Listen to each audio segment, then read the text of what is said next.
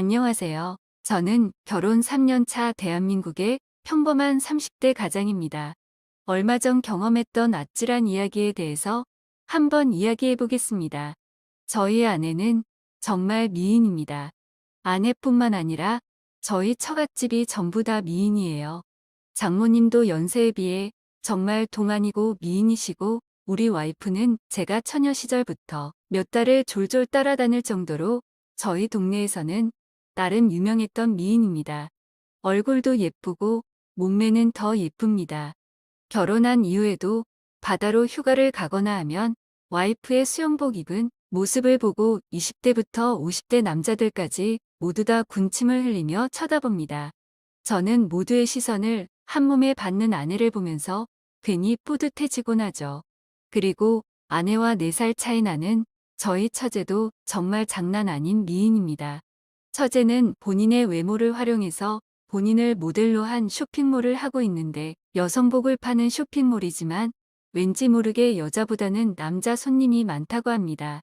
외모도 예쁘고 능력 있는 처제라서 어딜 가든지 남자가 줄줄 따라다닙니다. 하지만 처제는 이상하게도 최근 몇 년간 남자친구 만나는 걸 본 적이 없어요.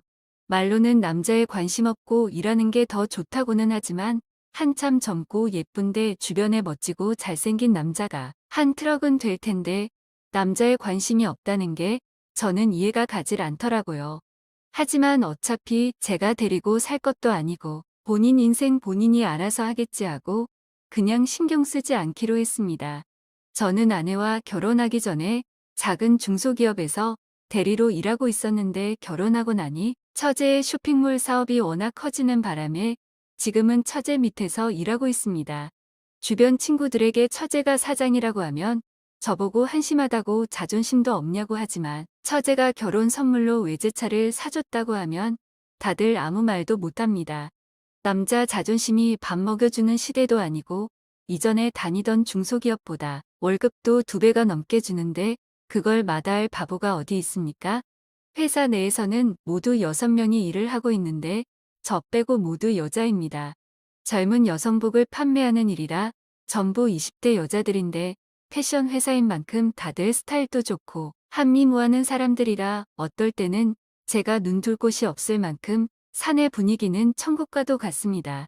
오죽했으면 처제가 저를 자기 회사에 들여보내면서 절대로 한눈 팔고 바람 피면 안 된다고 신신당부를 할 정도였겠습니까? 하지만 아무리 다른 사람들이 예쁘다고 한들 저희 와이프의 미모에 비할 수 있는 사람은 아무도 없었기 때문에 저는 바람 근처도 가지 않고 지금까지 잘 버티고 있었어요.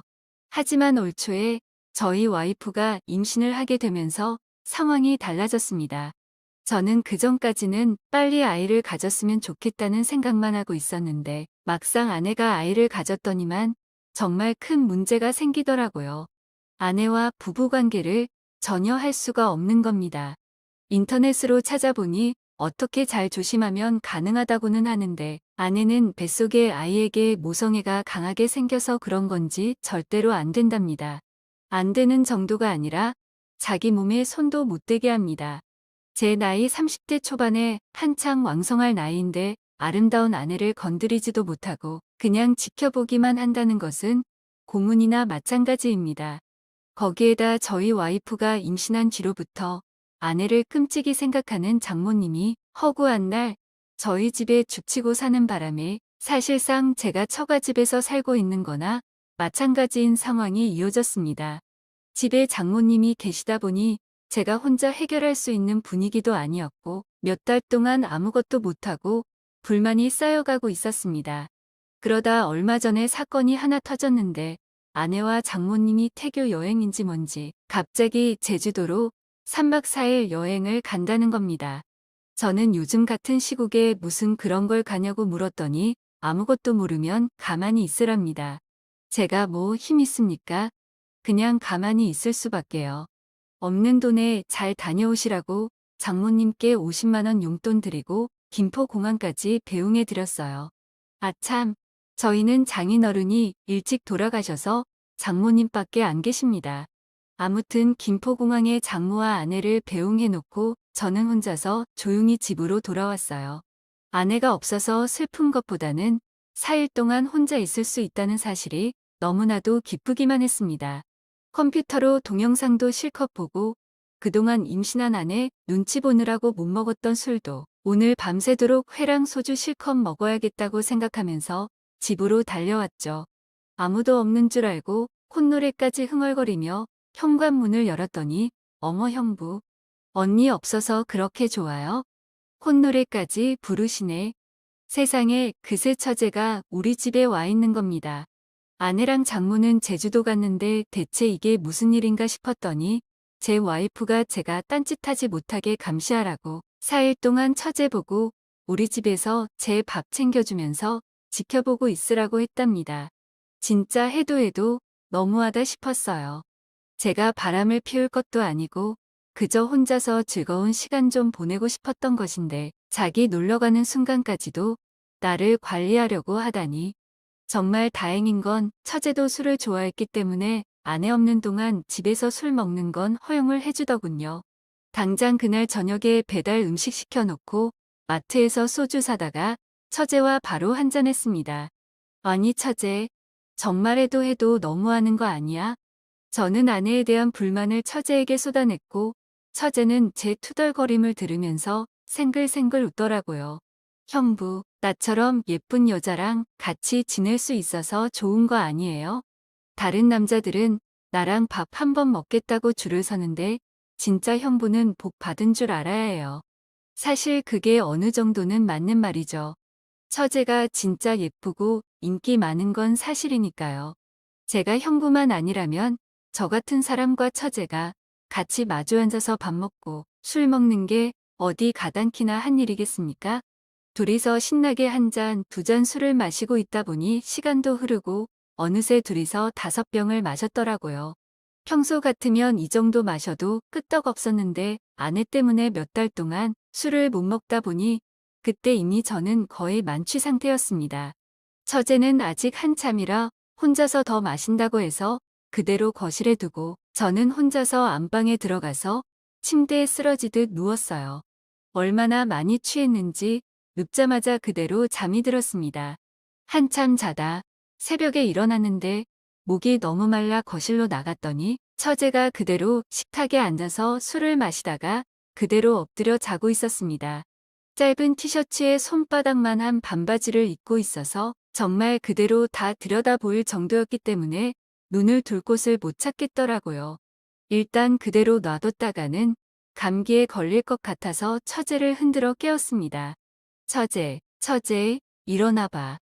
여기서 자면 감기 걸려. 혼자서 몇 병을 더 마셨는지 제가 아무리 흔들어도 일어날 생각을 하질 않더군요. 결국 어쩔 수 없이 그대로 처제를 부축해서 일으켜 세웠습니다. 처제가 제 아내보다 키도 좀 크고 볼륨이 더 좋다 보니 조금 더 무거운 듯 했어요. 어디를 잡으면서 부축해야 할지 참 애매한 순간이었지만 힘없이 늘어지는 처제를 부축하고 장모님이 쓰고 계시던 손님방으로 향했습니다. 침대 위에 처제를 눕히는데 갑자기 처제가 잠꼬대를 하는지 저를 끌어당기더라고요. 순간 처제의 바디워시 냄새와 술 냄새가 섞여서 좋은 향기가 제 코 속으로 훅 들어왔고 정신을 차릴 수가 없더라고요. 정말 처제만 아니라면 그 순간 이성을 놓아버렸을지도 모릅니다. 하지만 아내와 장모님의 얼굴을 떠올리면서 저는 필사적으로 참았어요. 이건 말도 안 되는 거잖아요. 혼자서 머릿속으로 애국가도 불러보고 어떻게든 진정한 다음에 처제의 품 안에서 조용히 빠져나오기 위해서 슬금슬금 몸을 일으켰습니다. 그러자 처제가 갑자기 잠꼬대를 하는 건지 제게 입을 맞추기 시작했고 그때까지 간신히 붙들고 있던 제 이성도 날아가 버렸습니다. 미친 듯이 입술을 맞추고 5단으로 손까지 들어갔죠. 술에 취해서 몸에 힘이 없는 처제라 제가 모든 걸 다 했습니다. 마음속에 응어리진 그 욕구를 다 쏟아냈죠. 정말 황홀한 순간이었지만 짧게 스쳐 지나갔습니다. 마음 놓고 천천히 길게 즐기지는 못하겠더라고요. 솔직히 제가 정말로 잘못한 게 맞지만 누구든 그런 상황에서는 정신 차리기 쉽지 않을 거라고 생각합니다. 그래도 한 가지 다행인 건 처제가 정말 인사불성으로 취해서 그날 밤에 있었던 일을 기억하지 못할 것 같았어요. 술에 취해 기절해 있는 처제를 재우고 저는 새벽에 몰래 제 방으로 다시 돌아왔습니다. 방금 무슨 일이 일어난 건지 두근거리는 심장이 진정되지 않았고 처제의 향기를 지우기 위해서 그 새벽에 샤워까지 하고 잤습니다. 다음 날 아침 출근하기 위해서 같이 일어나서 해장도 못하고 차에 탔는데 조수석에 타 있던 처제가 제 얼굴을 빤히 쳐다보면서 형부 정말 좋았어 라고 하는 겁니다. 진짜 순간 심장이 떨어져서 심장마비에 걸리는 줄 알았어요. 처제는 처음부터 술에 취한 것도 아니고 다 알고 있었던 겁니다. 그때부터 4일 동안은 정말 일 끝마치고 집에 돌아와서 처제와 만리장성을 쌓았습니다. 한두 번이 아니었습니다. 진짜 그야말로 만리장성을 쌓는 욕망의 파티였습니다. 그러면 안 된다고 생각은 했지만 생각뿐이었고 몸은 제 말을 듣지 않았어요. 오죽했으면 나중에는 젊은 남녀를 한 집에 두고 놀러간 아내와 장모님이 잘못이라는 생각까지 들더라고요. 그리고 마지막 4일째 장모님과 아내가 돌아오는 날이었습니다. 오후 4시쯤 인천공항으로 돌아오는 비행기였기 때문에 저는 안심하고 있었어요. 그때는 처제와 둘이 대놓고 안방에서 자고 있을 때였는데 그날은 일요일이었기 때문에 푹 자고 천천히 일어나서 아내와 장모님 마중을 나갈 생각이었습니다. 한참 자고 있었는데 왠지 그런 기분 있지 않습니까? 누가 나를 지켜보고 있다는 기분이 들어서 살짝 눈을 떠보니 누군가가 침대 앞에 우두커니 서서 저와 처제를 내려다보고 있더라고요. 진짜 저는 순간 저승사자가 저를 잡으러 온 줄로만 알았습니다.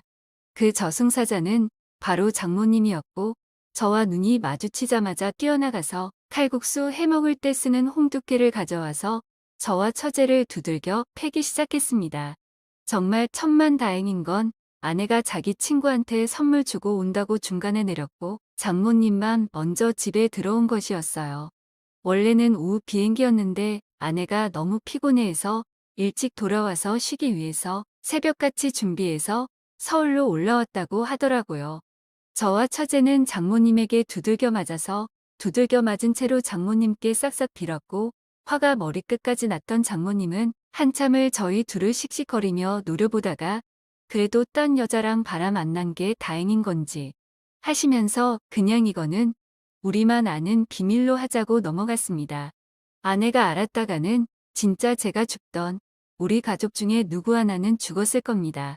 그날 이후 장모님과 처제 그리고 저만 아는 비밀이 생겼고 아내는 절대 모르게 죽을 때까지 무덤까지 가지고 들어가기로 하고 살고 있습니다. 지금도 회사에서 매일 처제와 마주치는데 솔직히 한번 붙은 불이 쉽게 꺼지겠습니까? 장모님도 어느 정도는 아는 것 같은데 같은 회사에서 일하다 보니 떼어놓을 수도 없고 골치 아파서 신경 안 쓰기로 하신 것 같아요. 다행히 아내는 절대로 모르고 있으니 다행이다 싶기도 하고 요즘 만삭이기 때문에 한참 예민해서 집에 들어가면 잘해주고 있습니다. 오히려 처제와 이런 일이 생겨서 그런 건지 몰라도 아내한테도 더 잘하게 되더라고요. 약간 미안한 마음도 들지만 애초에 아내가 만든 상황이라서 어쩌겠습니까? 미안한 만큼 더 잘해주고 처제 말고는 다른 여자에게 눈길도 주지 않을 겁니다. 그리고 무엇보다 저의 기술에 처제가 너무 만족하고 있다는 걸 느끼고 있습니다. 저를 인정해주는 사람에게 저도 더 열심히 하게 되더라고요. 오늘 준비한 사연은 여기까지입니다. 이야기 재밌게 들으셨다면 좋아요 한 번씩 부탁드리고요. 오늘도 좋은 하루 되세요. 오늘의 사연 시작합니다. 안녕하세요. 많은 분들의 사연들을 듣기만 하다가 용기 내서 이렇게 보내봅니다. 저는 30대 중반 평범한 흔녀 스타일의 여자인데요. 저는 과장님을 3년간 짝사랑했습니다. 제 사수보다 저를 더 잘 챙겨주시고 경단이라 다들 저를 은근히 무시하곤 했는데 그런 것 하나 없이 남들과 똑같이 저를 대해주셨어요. 무뚝뚝하고 남들이 보기에는 차가워 보이는 인상이지만 아랫사람들에게는 한없이 다정하고 스위트한 모습에 반했답니다. 실수를 해도 면박 주시거나 과한 처사를 하신 적도 없어요.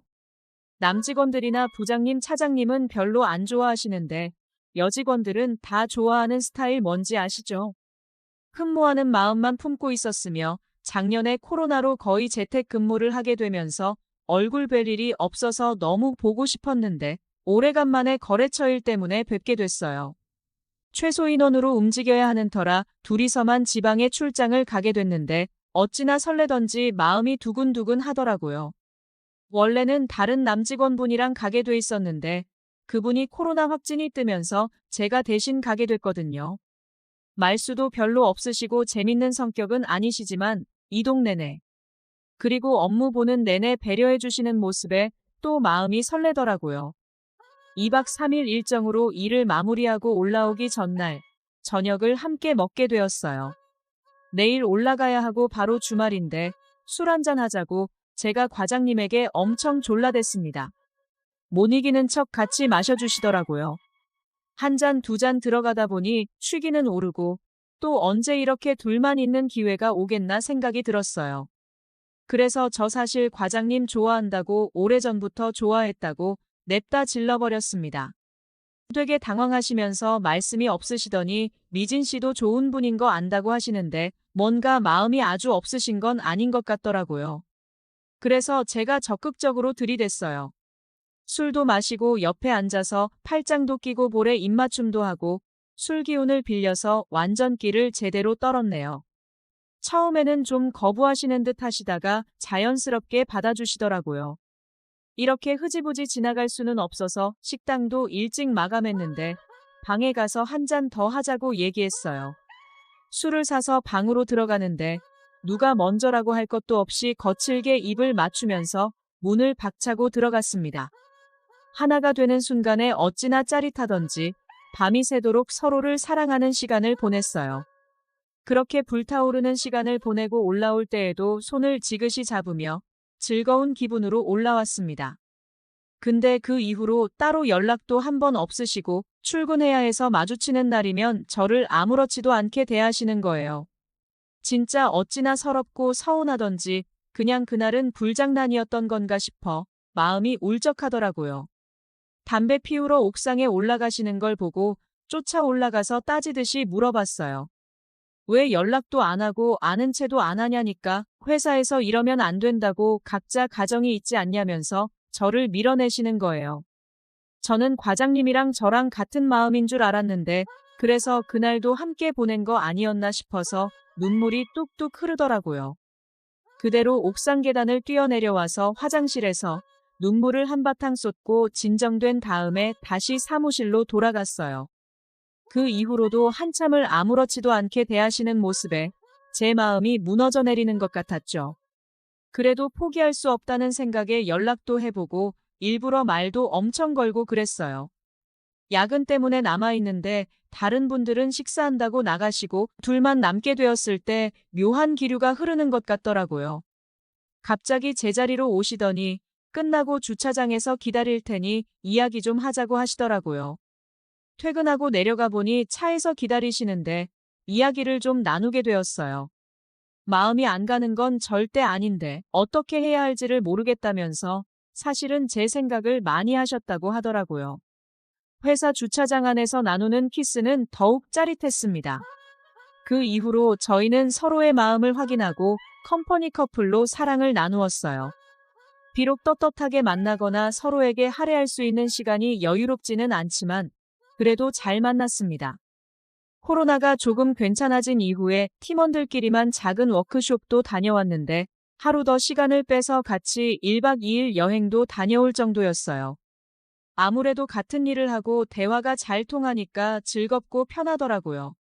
그렇게 저희들만 알고 있는 컴퍼니 커플로 지내온 지 1년 정도 지났는데요. 근데 얼마 전에 일이 터졌어요. 과장님이 갑자기 징계 처분이 되어서 알고 보니까 와이프분이 회사에 찾아오셨더라고요. 바람을 피워서 그랬다며 직원들 사이에서 소문이 퍼졌는데 웬걸 그게 제가 아닌 거예요. 알고 보니 다른 팀의 정말 어린 20대 2년차 애기인 거 있죠. 잦은 외박으로 의심하던 와이프분이 어떻게 알고 난리가 났다는 거예요. 참, 저는 과장님한테 저밖에 없을 거라고 굳게 믿고 있었는데 어처구니가 없더라고요. 결국 지방발령으로 좌천된다는 결론이 나왔어요. 가정사일이야 어떻게 되는지 알 수가 없더라고요. 올해 여름 그 일이 있고 나서 저한테 말도 없고 이게 어떻게 굴러가는 일인지 당황스럽다 못해 화가 나더라고요. 그러더니 한참 뒤에 연락이 와서 얘기 못해서 미안하다나요. 참 씁쓸하더라고요. 결국 발령받은 지방의 담당으로 왔다 갔다 하는 건 저라서 이렇게 연락했나 싶었어요. 그 이후로 2번 정도 방문해서 공적으로 자리를 가졌는데 은근히 제 눈치를 보시더라고요. 가벼운 회식처럼 일마무리로 자리를 가졌는데 화장실을 다녀오니 앞에서 기다리고 계시더니 얘기 좀 하자는 거예요. 제가 보고 싶었다고 미안해서 연락하지 못했다고 하는데 그렇게 멋있어 보이던 과장님이 찌질해 보이더라고요. 매력이 확 떨어지는 것 같은 기분이 들어서 저도 걸리고 싶지 않으니 그만 연락하셨으면 좋겠다고 얘기했어요. 저는 진짜 과장님 정말 좋아했거든요. 배신감도 들었는데 제가 좋아했던 모습은 온데간데 없으시니까 좀 실망스럽더라고요. 결국 만남은 흐지부지 끝나게 되었는데 그래도 후회하지는 않아요. 그 순간에는 또 재밌기도 했으니까요. 저는 사랑이나 연애라고 생각했는데 그냥 그런 불장난 같은 상대였다는 사실에 마음이 확 식어버리긴 했지만요. 그 이후에도 연락이 종종 오기는 해요. 근데 왠지 또 만나게 될 것 같은 기분이 들어요. 제가 너무 보고 싶다고 연락 오는데 알고 보니 와이프분이랑 그 사건 이후로 약간 별것처럼 안 좋게 되신 것 같더라고요. 외로운 마음에 결국은 내가 좋아서 시작한 만남이라 다시 연락하시는 건가 생각이 들기는 하는데 또 막 단칼에 쳐내지는 못하겠어요. 한때나마 좋아했던 추억만 간직한 채 살아가려고 합니다. 누군가를 좋아하는 마음이 어찌 제 마음대로 되는 일인가요? 갑자기 찾아오는 선물 같은 존재가 아닌가 생각합니다. 오늘의 사연 들어주셔서 정말 감사합니다. 구독, 좋아요는 이 영상을 만드는데 큰 힘이 됩니다. 행복하세요.